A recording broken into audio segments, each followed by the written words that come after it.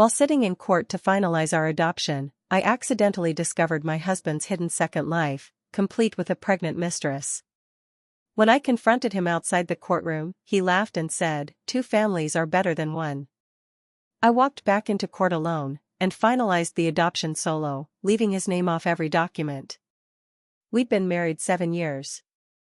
I thought we were solid. Not perfect, sure, but solid.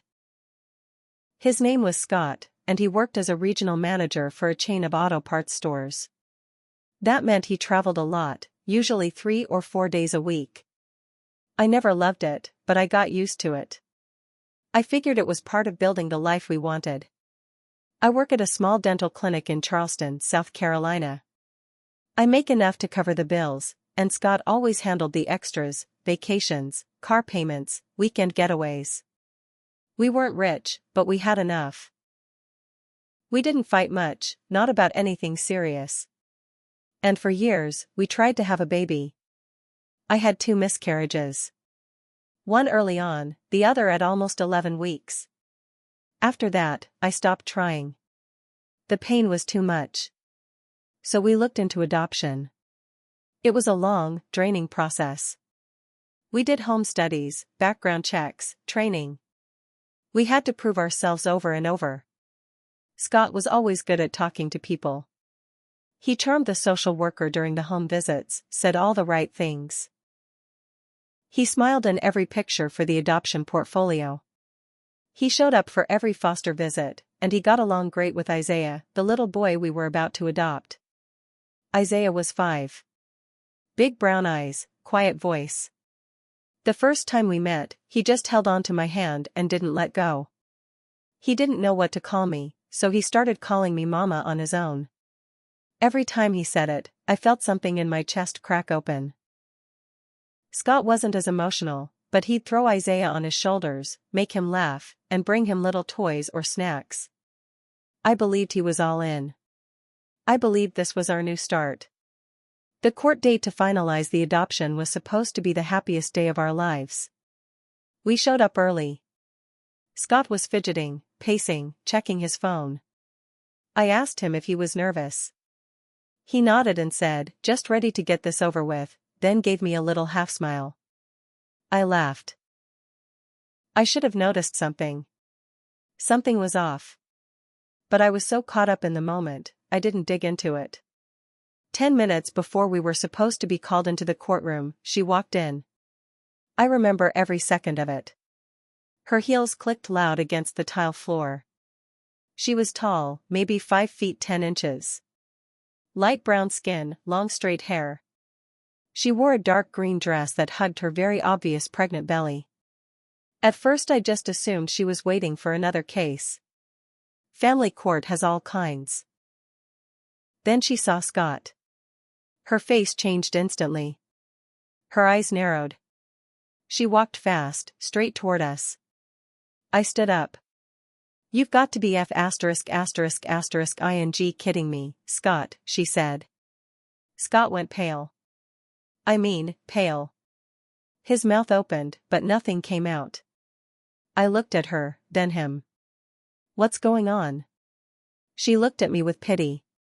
Then fury. "You're his wife, right? You're the one he's been married to this whole time?" I froze. "I'm Tasha. I'm his other woman. The one he said he was gonna marry after the divorce. The one carrying his baby." She turned to Scott. "You told me you were already separated. You said you were just going through the motions with her because of some kid you were adopting. You said, I didn't think you'd show up here," Scott said under his breath. That was when I realized it wasn't just a one-night mistake. It wasn't a fling. He had a full-on second life. This wasn't some girl he met on the road. This woman was pregnant and clearly thought they were building a future. I stared at him. I didn't say anything at first. My mouth was dry. My hands were cold.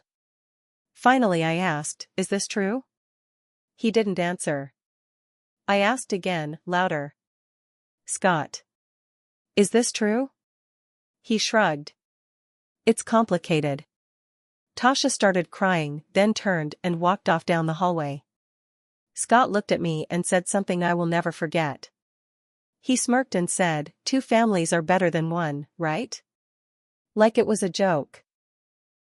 Like I was being dramatic. I felt like I'd been shot. Everything around me got quiet. I couldn't even feel my legs. "Stay the hell away from me," I said, loud enough that people turned to look. "Don't follow me. Don't speak to me. Don't even breathe in my direction." Then I walked into that courtroom by myself. The judge asked where my husband was. I told her, in a very calm voice, that he would not be joining us. I asked to have him removed from the paperwork. The social worker didn't ask questions, just nodded. I think she knew something had gone wrong. Isaiah came in, holding a stuffed dinosaur. He sat on my lap and asked, "Where's Daddy?" I looked him in the eye and said, "It's just us now, baby." And then I signed the papers. I became his legal mother. And Scott? His name never touched a single document. He is nothing to Isaiah. Not legally. Not emotionally. Not anything. But that's not the end. Because Scott didn't go away quietly. And I wasn't done either. I didn't hear from Scott for about a week after the court date. He disappeared, no texts, no calls. His car wasn't in the driveway. Half of his clothes were gone. I guess he moved in with Tasha. Good. Let her deal with him now. I told my boss I needed time off. I didn't explain why. I just said it was personal. She gave me 3 weeks. I spent those weeks getting Isaiah's room ready. I painted it blue with little stars on the wall. I hung up a shelf with his dinosaur toys. We read stories every night. I told him I loved him every morning. I wanted him to feel safe. To feel like this was his home for good. Then Scott started calling. At first, I ignored it. But he didn't stop. Then came the messages. Long ones. Short ones. He tried everything. First, he was calm. "I messed up, but we can fix this." Then guilt. "Isaiah deserves a father. You're being cruel." Then anger. "You don't get to erase me. I'm still his dad whether you like it or not." That's when I blocked his number. A week later, I got a letter in the mail. Handwritten. He said Tasha had kicked him out. That she found out he was still lying to her, too. That the baby might not be his. He was couch surfing with a friend from work. Said he'd been thinking about everything and wanted to make things right. Then came the twist. He filed a petition to reverse the adoption paperwork. He claimed I lied in court. That I misled the judge about his role. That he had every intention of adopting Isaiah and was denied his parental rights. I wanted to scream. I took the papers to my lawyer. She looked through them and said, "Don't worry.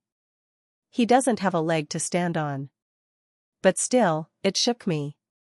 Scott showed up at my house 3 days later. I saw his car from the kitchen window. I told Isaiah to go to his room and lock the door. I opened the front door but didn't let him in. He looked rough. Unshaved. Tired. "Let me talk to you," he said. "There's nothing to talk about. I want to see Isaiah. You gave that up the second you lied to me. The second you thought you could play house with 2 women. I made a mistake." "No, Scott. You made choices. Over and over." He stepped closer. "You really think you can just take him and act like I don't exist?" "That's exactly what I'm doing." "You think a judge is gonna let you do that?" "They already did. And you weren't man enough to show up." He looked like he wanted to hit something. I could see his hands tighten. His jaw clenched. "You're not gonna win this," he said. "I already did." I slammed the door in his face. That night, I filed for a restraining order. But he didn't stop there. No, Scott had one last card to play. And when I found out what he did next, I saw red. A week after I filed for the restraining order, I came home from work to find a plain white envelope taped to my front door. No name on it. No return address. Just taped right at eye level like someone wanted to make sure I'd see it. Inside was a stack of photocopies. The first page hit me like a truck. It was a printed email. From me. Sent to the adoption agency 6 months earlier, where I mentioned some financial concerns we were having after Scott's hours got cut. I'd written, "We're managing, but I won't lie, it's been tight." Just a simple sentence, buried in a longer message about scheduling a home visit. Scott had highlighted it in yellow. Underlined the words "financial concerns." Then came more papers, screenshots of texts between us where I mentioned Isaiah acting out during his adjustment period. A picture of a hole Isaiah punched in his bedroom wall during a tantrum. A copy of a doctor's note showing I'd been on antidepressants for a short time the year before. He was trying to build a case that I was unfit. That I'd lied to the court. That I was mentally unstable. That our finances weren't secure. That Isaiah had behavioral problems and needed a 2-parent household, not a single woman on mood pills. I stood in my kitchen shaking. I had never felt rage like that. He wasn't just trying to hurt me anymore. He was trying to rip Isaiah out of my life. My lawyer was furious. She said, "He's grasping at straws, but he's dangerous now. He's not doing this for the kid. He's doing it to punish you." We filed an emergency motion to shut down his petition. Attached letters from Isaiah's teachers, our pediatrician, and a therapist who had already met with both of us. All of them said the same thing: Isaiah was thriving. He had stability. He had love. And he had me. Then I found out something else. A woman from Scott's office, someone I barely knew, reached out on Facebook.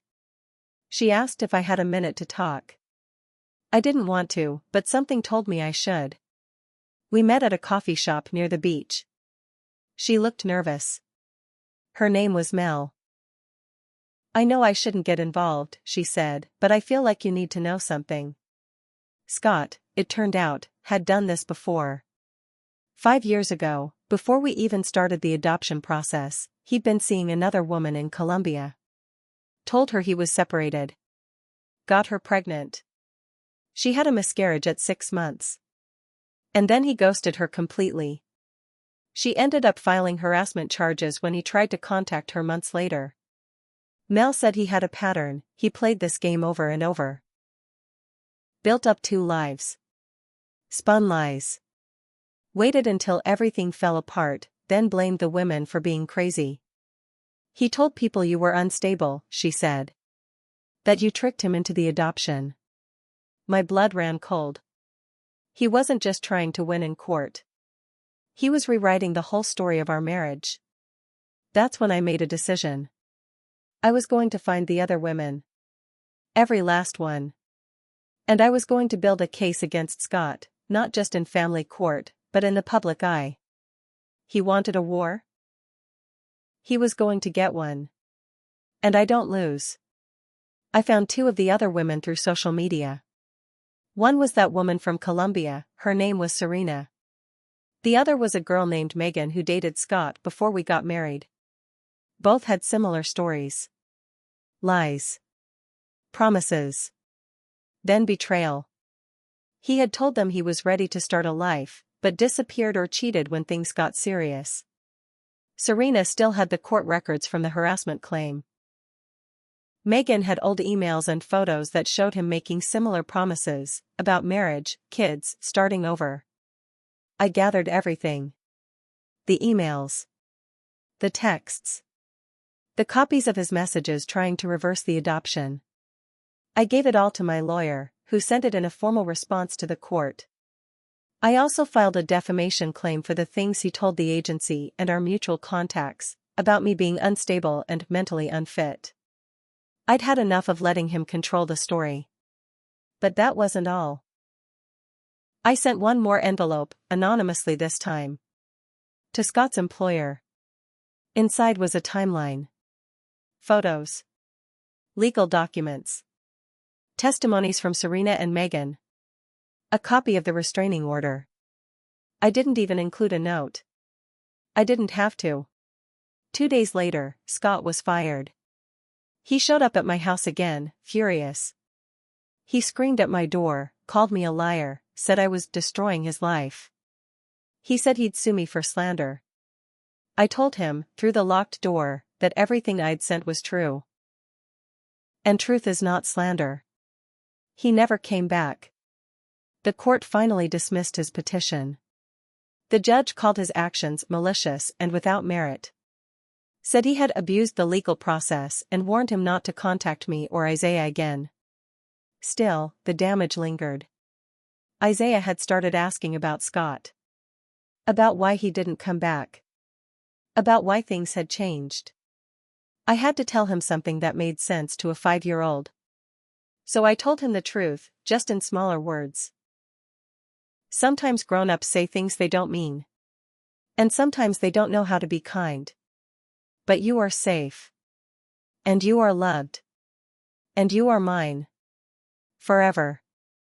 But I'll admit something I haven't told anyone else: I made my own mistakes. I ignored red flags. I let love blind me. I put Scott on every form, every document, every family photo, even when small things didn't add up. I wanted so badly to believe we were a team that I let myself get played. I should have dug deeper. I should have asked more questions when he traveled so much. I should have looked harder when I saw that strange text from Tasha last year. But now I see clearly. He was never a father. He was never a husband. He was just a man who thought he could play both sides forever. And now? He has nothing. No job. No family.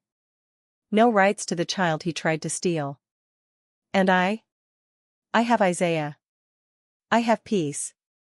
And I sleep like a baby knowing he'll never have the chance to hurt us again. Not in this lifetime.